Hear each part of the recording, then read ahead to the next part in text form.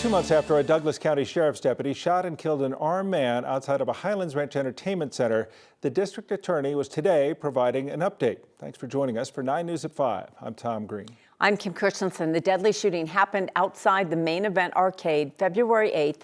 The deputy who fired the shots, killing Jalin Seabron, won't face charges. DA George Brockler is taking questions as he explains the investigation. We're going to listen in. Investigations and issued reports and put them online.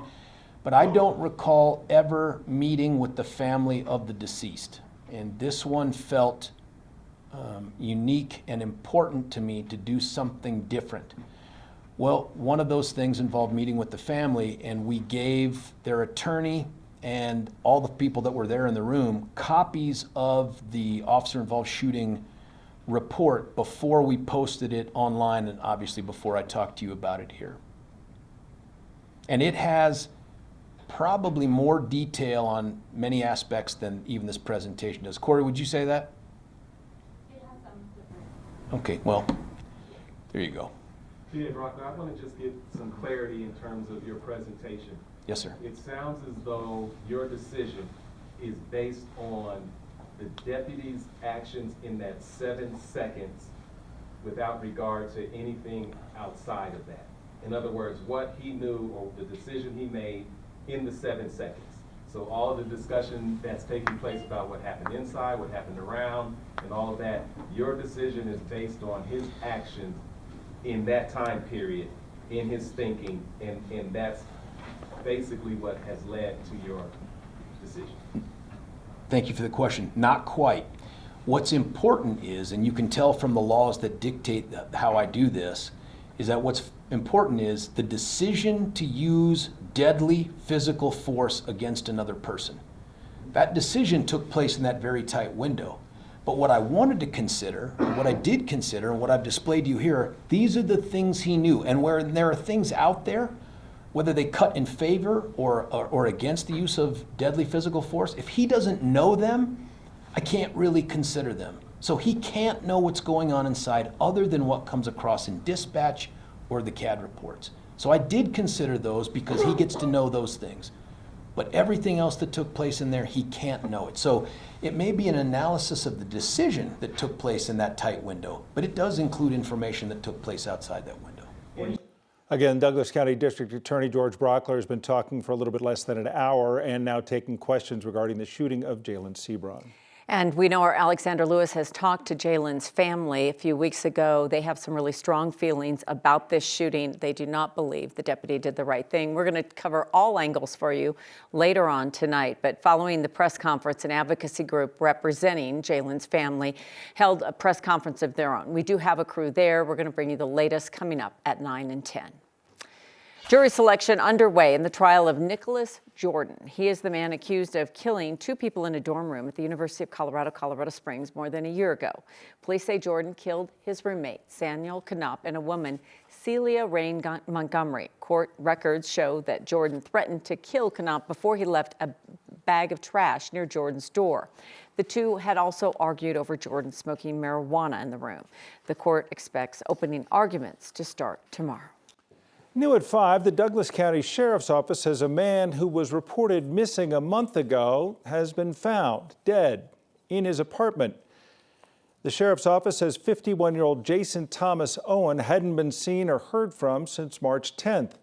Owen later found dead in his apartment. The Sheriff's Office is not saying when he was found, where he lived, or the circumstances of his death. The Sheriff's Office also believes that he may have been with 44-year-old June Nimmons, who may also be in danger. She has been missing since February. Another shaky day on Wall Street today. President Trump threatening more tariffs, though, on China. Trump's threat came after China said it would retaliate against the 34% tariffs Trump announced last week. President Trump posting on social media that the United States would impose an additional 50% tariff on Wednesday. The president says dozens of countries have called to try to negotiate lowering the tariffs, however, said he would not be considering a pause. Of course, it's been a very turbulent last few days on Wall Street, the Dow dropping nearly 350 points today, but at one point it was down more than 1,700 points. The S&P 500 lost 2%, briefly entering bear market territory today. The Nasdaq actually rose 0.1%, As the stock market drops, recession forecasts continue to grow. But if markets go down, that itself reduces wealth in the economy. You know, we've had trillions of dollars wiped off of equity markets last week. That's something which does affect consumers' willingness to spend. If your asset portfolio, if your 401k plan has gone down, you're less willing to spend. Goldman Sachs, a recession has become even more likely, even if Trump backtracks off the tariffs. Trade was a key topic in President Trump's meeting with Israeli Prime Minister Benjamin Netanyahu at the White House today. Officials say Israel is among dozens of countries that have approached the White House to talk about tariffs. During the meeting, the U.S. slapped a 17% tariff on Israel. Trump also doubled down on the U.S. taking control of Gaza, saying it could become, quote, a freedom zone.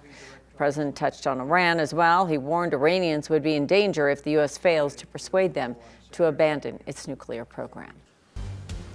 Want to check in on our forecast? Well, checking in on something good. We are finally turning the page on last week's spring storm that brought a lot of rain, snow, gloomy days, everything cold. Now, nothing but sunshine and warm temps. We found people at the Centennial Gardens enjoying a wonderful Monday. 9 News Weather Impact Team Chief Meteorologist Kathy Saban joining us now.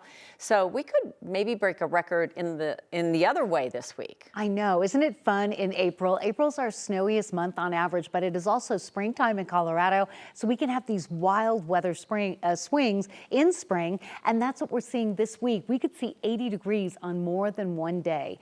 Today, sunshine and mid-60s. Temperatures very comfortable, above the average of 61.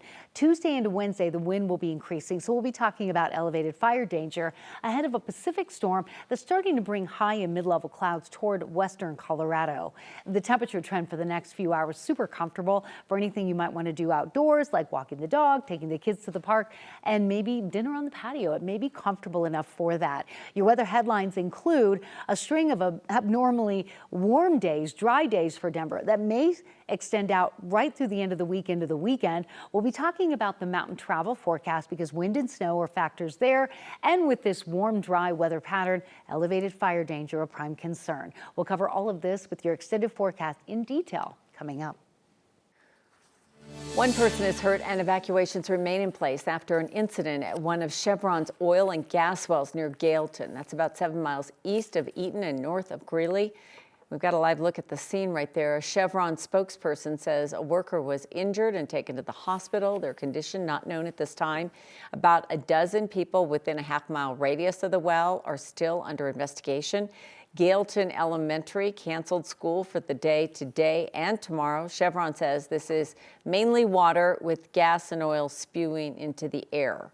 It has died down since it started just before 6 last night. They're monitoring the air quality around that area. There are no reports of health impacts at this time. A federal judge has ruled that Denver can briefly continue its effort to expand Gross Reservoir. According to our partners at the Denver Gazette, the decision came down yesterday, 3 days after the same judge had issued a ruling pausing construction. Denver Water is trying to expand and raise the dam, which would triple the reservoir's capacity. That work requires flooding 400 acres of land, including 500,000 trees. Denver water officials say the project is now 60% finished. This order allows the utility to continue necessary construction while an appeal of the judge's decision is filed.